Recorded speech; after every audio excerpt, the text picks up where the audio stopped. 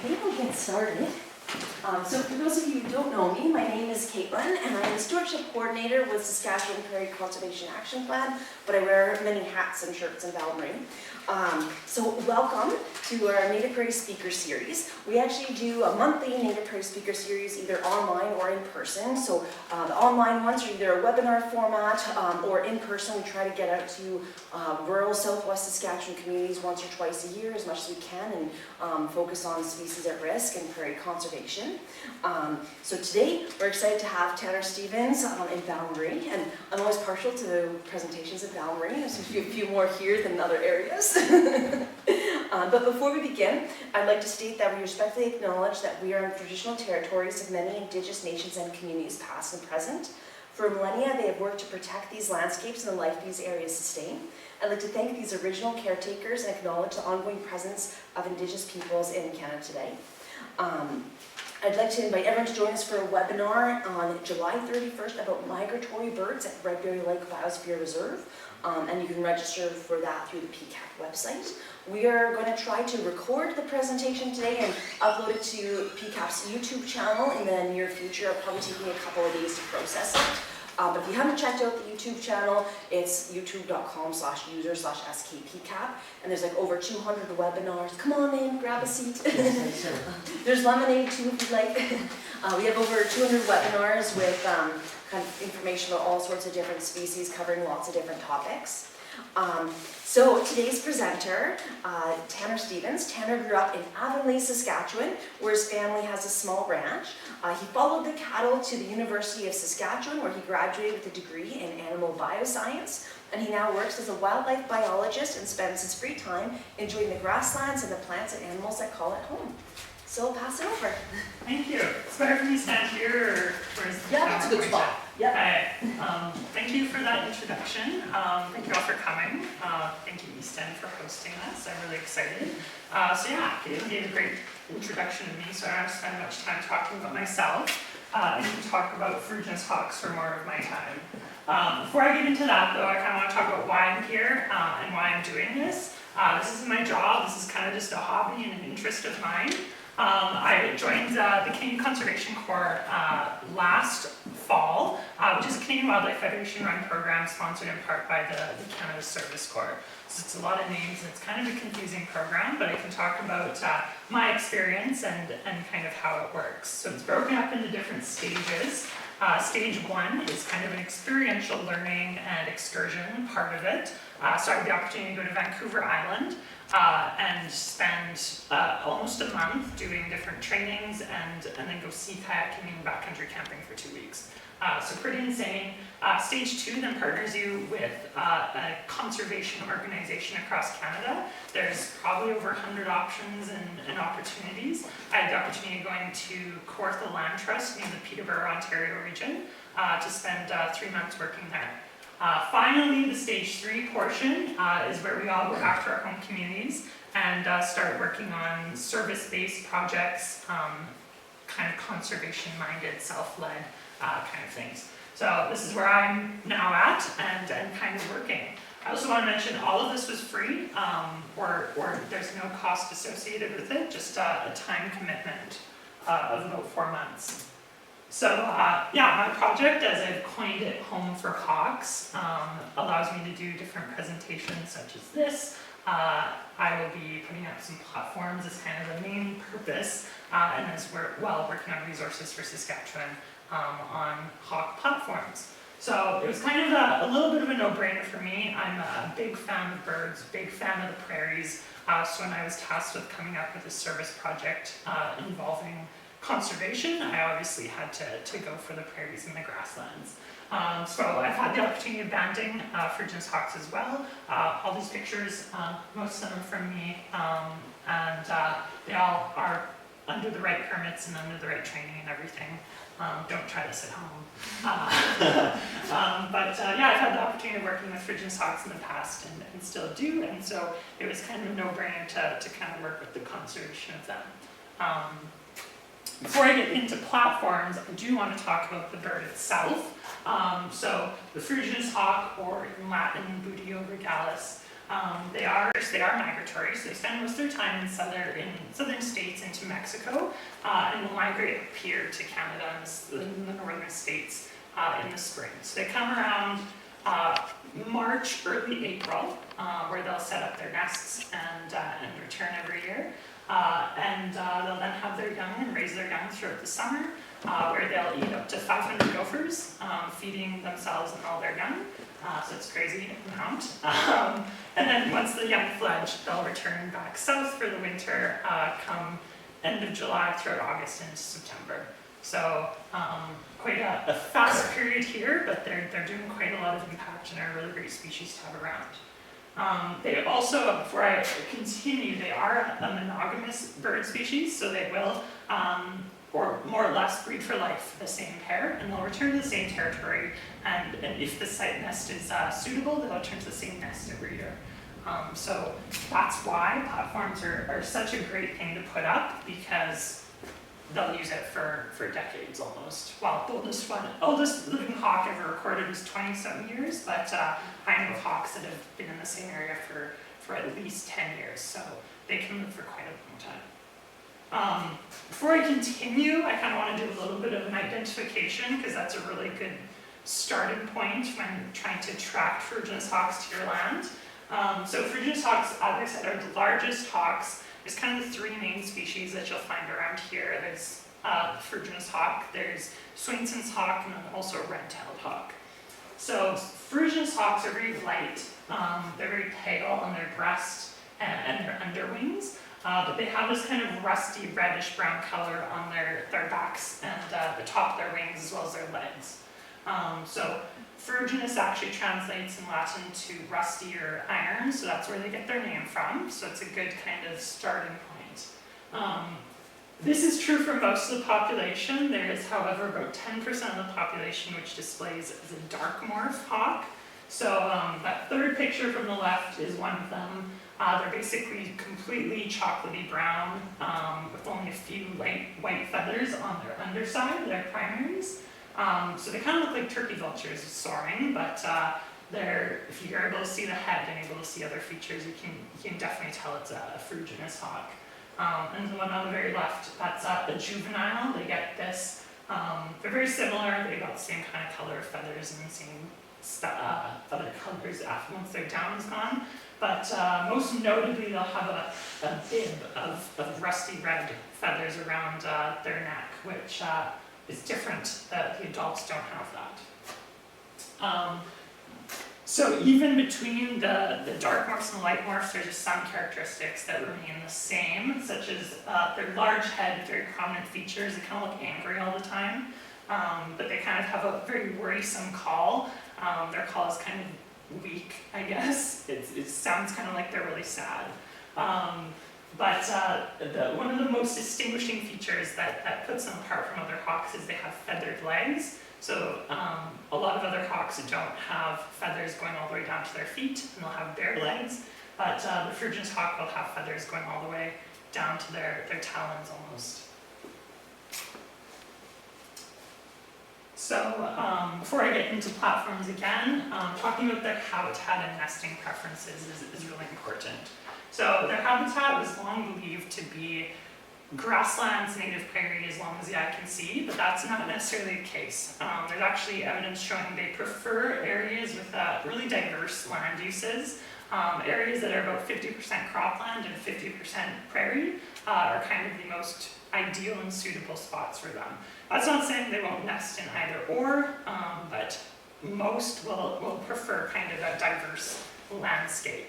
I'd say native prairies are then kind of coming second, as they don't like disturbances very much, so cropland is not always great for them. We've seen them nesting there, but the majority of the population tries to avoid that. Once they kind of have their just areas and territories established, they'll find somewhere to nest. So historically, they would have been nesting in lone trees, in cliff sides, and even on the ground, but that was a long time ago. In more recent years, and with more recent disturbances, they've kind of moved upwards. Their still kind of preferred habitat is a lone tree in the middle of nowhere where they can get a good view of their surrounding, but that's also hard to find in Saskatchewan, so they tend to nest in kind of shelter belts and anywhere else they can. I've seen them nesting on oil and gas infrastructure. I've seen pictures of one that nests on a cattle kind of chute every year, which is about 3 feet off the ground and has a ramp going right up to it, but they seem to be doing all right. And yeah, so a lot of times they nest in kind of flimsy, sad trees, which is why platforms are a really great alternative to keep them there long term and still happy and returning.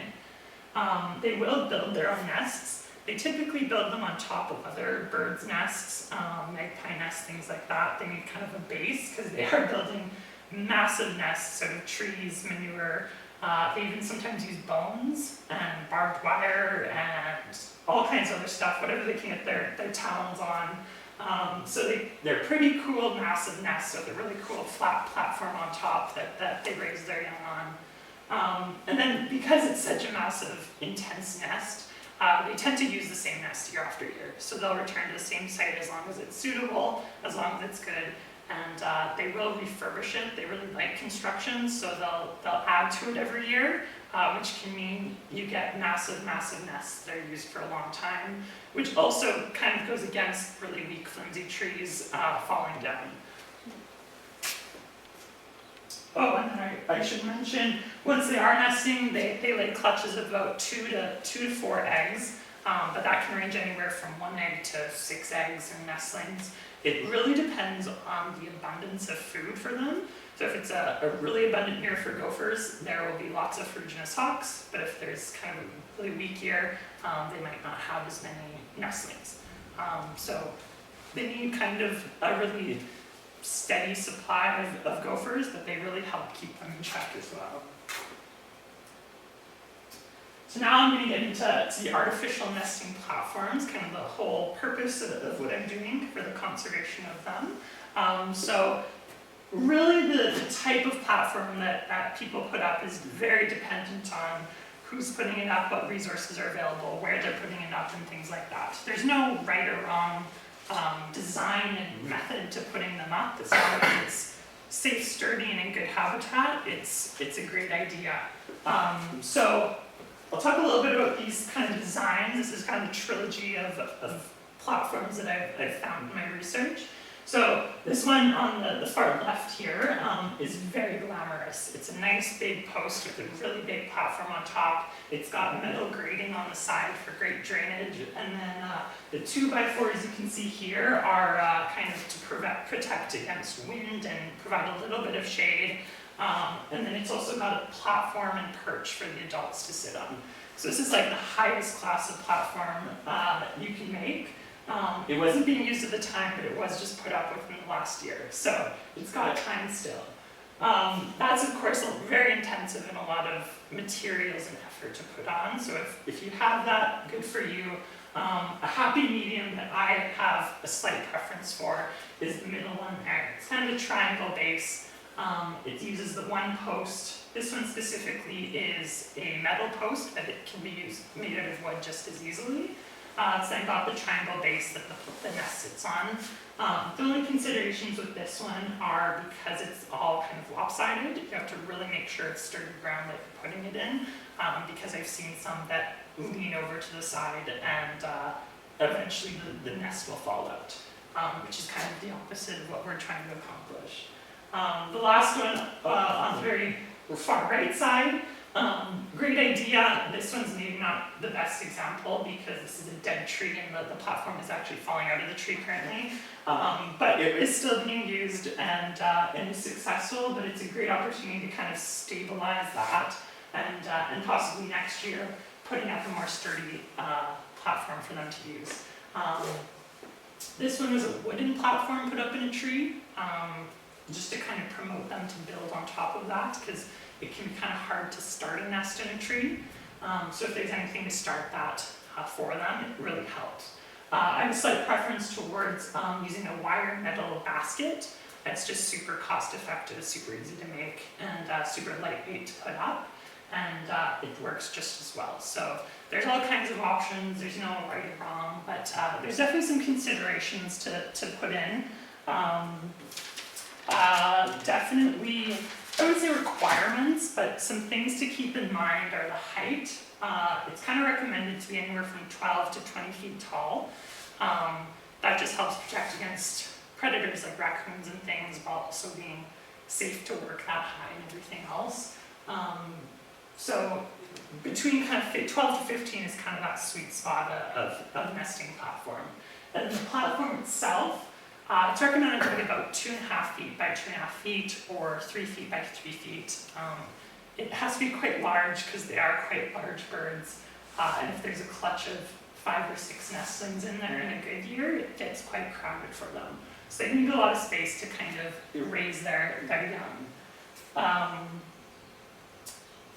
As I said before, these other ones had metal wiring underneath. That just helps promote good drainage because wood, after a couple decades of being used, it's going to start rotting and it's going to start collapsing. So definitely having good drainage underneath, having metal or wiring underneath rather than wood just helps make it lightweight, but also kind of helps promote keeping it dry and clean and everything else. Along the same kind of lines as that, making sure that the habitat around it is nice and kind of dry and stable. You don't want to be putting it in somewhere wet and marshy where it's going to collapse or fall over and tip, especially at the middle, kind of cantilever style ones.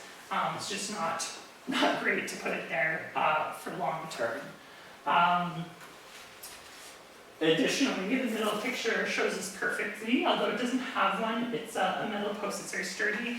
Cattle are very prone to rubbing against all of this kind of stuff in the middle of the prairie, and mostly they're being put up in pastures. So definitely having something to kind of inhibit the cattle from rubbing against and knocking things over is really great. Having a tire underneath is perfect, but you can also make fencing around it or any other fancy designs.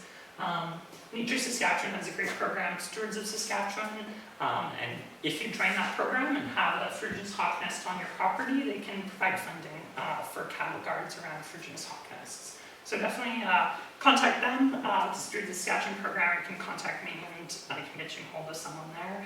It's just a great, easy way to kind of get that cost kind of out of the way so that you can help protect these birds. Lastly, when putting one up, the best way to kind of promote birds for using it is to kind of seed it with some sticks and other material for them to nest on. So they will build on top of things, but they don't really like starting from scratch. So having some sticks there to kind of encourage them. A really great trick is actually zip tying the sticks to the platform so that ravens and crows and other birds don't steal the really precious material that is sticks on the prairie. And then throwing some sticks around the base when you're putting it up, or every year when you're checking it, is a great way to kind of encourage them to keep building their nest and keeping it stable and safe. And as I said before, they use all kinds of stuff. I would recommend throwing twine at them and things like that, but if there's cattle bones around, they'll sometimes use that, antlers, things like that, but sticks and manure is probably their main resources that they're doing. So pastures are a great place for them to do that. Lastly, a couple things to keep in mind when putting them up. The most important thing is habitat, making sure that habitat is suitable, and then also making sure that habitat has hawks in it. You don't want to be putting up platforms that you've never seen a hawk around, because chances are it won't get used. Unfortunately, most platforms today that are up are already not being used, so the odds are against you anyways. So putting one up where you see hawks around, or putting one up where a platform is about to fall down, or a tree is about to fall down, is the best chance to getting it used. That's not to say you can't put them up, because if they're up, they can be up for 10 years and not be used, but that doesn't mean it'll never be used. We never know what the hawks are going to be doing. Prey availability is another really important one. It's hard to get rid of gophers at all, so typically we don't have that problem, but just making sure that there's a nice stable kind of supply for them, and then try avoiding poisoning them or anything like that, because it can cause secondary poisonings to the bird. which is not good. You can still shoot gophers if it's a really bad year. Birds kind of like that because it's a really nice, easy treat for them. They don't have to do as much hunting. So shooting them is fine. Probably avoid lead bullets and things like that to prevent poisoning from that way as well. But yeah, there are still some other controls you can do to help, but the hawks will do most of the work for you. They are kind of a disturbance, worrisome bird. They don't like people a lot most of the time, and they don't like a lot of noise and people around. So making sure they're away from other loud things like oil and gas infrastructure, making sure they're away from yard sites, things like that is your best chance of getting them used. I've seen them nesting on sides of highways and things like that before, but it's kind of a smaller percentage of the population does that, and most prefer peace and quiet. And yeah, so that's the best chance of getting them used. Especially in the spring, they're very kind of prone to disturbance in the spring when they're starting to build their nests and when they're starting to lay their eggs. Once the nestlings are hatched, they're much less likely to flee and abandon their nests, but definitely in early spring, they're kind of a very anxious bird. And then keeping them away from other platforms, definitely spacing them out. It's recommended at least 800 meters between nests, but I would recommend anywhere between 1 to 2 kilometers just to make sure they have that nice space, that they're not fighting with each other in their territories and anything like that. Avoiding other species at risk. So burrowing owls, male burrowing owls, one of their main predators is other raptors killing them. So making sure there's no other species at risk, like red-headed woodpeckers, loggerhead shrikes, piping plovers, things like that. Just being cognizant of what else is around and using that habitat, because we don't want to be attacking anything else with the hawks, because they are quite big and scary. 95% of their diet is gophers, so it's not a huge concern, but they will eat shorebirds if available. They will eat whole ducks if available. So it really kind of just depends, and just being aware of not harming any other wildlife that's already not doing so great. Timing of putting them up and checking them is super important. As I said, they're very prone to disturbance.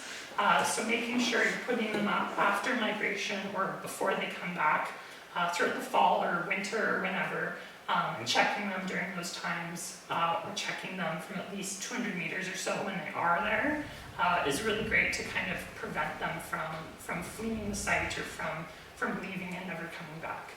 Once they hatch, they're a lot less likely to abandon, so it's not too bad to kind of get closer and check them out then, but definitely try to give them their space. They definitely like that. And then, as I said, keeping an eye on the platform, making sure if it's used or not, and just monitoring the structure of it, the habitat, things like that. Just being a good landlord to your hawks if they are there. And then reporting them if you do get them. It's not required in Saskatchewan to report any kind of platforms or any kind of sightings, but Nature Saskatchewan, Stewards of Saskatchewan program is a great way to report any Ferruginous hawks, just to keep an eye on their population and keep an eye on their recovery and abundance. And hopefully they will one day be off the Kasiwak report and no longer be a species at risk, but until then, keeping an eye on them is really important. I want to give a lot of time for questions because it is so dependent on situations. So if anyone has questions, feel free to ask now. Feel free to send me an email, contact PCAP. They'll be more than happy to get you in contact with me. I'm more than happy to talk anything about them. And yeah, so if there's any questions, go for it. If not, send me an email or something. We had put a bunch up like